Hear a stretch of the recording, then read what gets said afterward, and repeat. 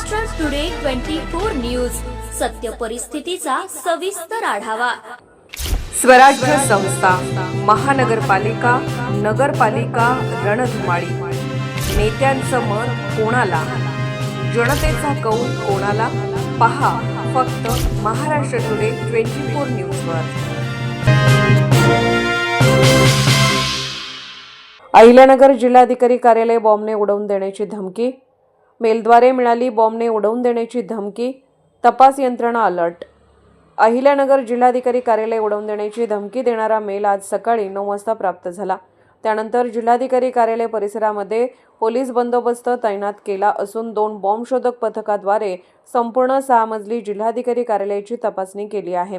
Mail नेमका कुठून आला आहे याबाबत सायबर सेलकडून तपास सुरू झाला असल्याची माहिती जिल्हा पोलीस अधीक्षक सोमनाथ घारगे यांनी दिली।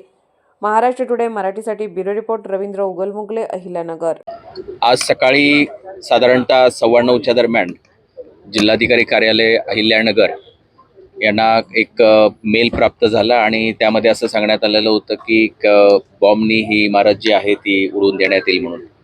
तत्काळ अहिल्यानगर जिल्हा पोलीस दलाकडे जे एक बॉम्ब डिटेक्शन स्क्वॉड आहेत, असे 2 स्क्वॉडच्या मदतीनं पूर्ण जे कार्यालय आहे, 6 मजली कार्यालय आहे, बेसमेंट आहे, पार्किंग आहे, सर्व परिसर जो आहे तर तो जो तपासून झालेला आहे आणि जो मेल आहे तर तो कुठून आलेला आहे नेमका त्याचा जो काही तपास आहे तर तो आपण सायबर सेलकडनं आम्ही करत आहोत।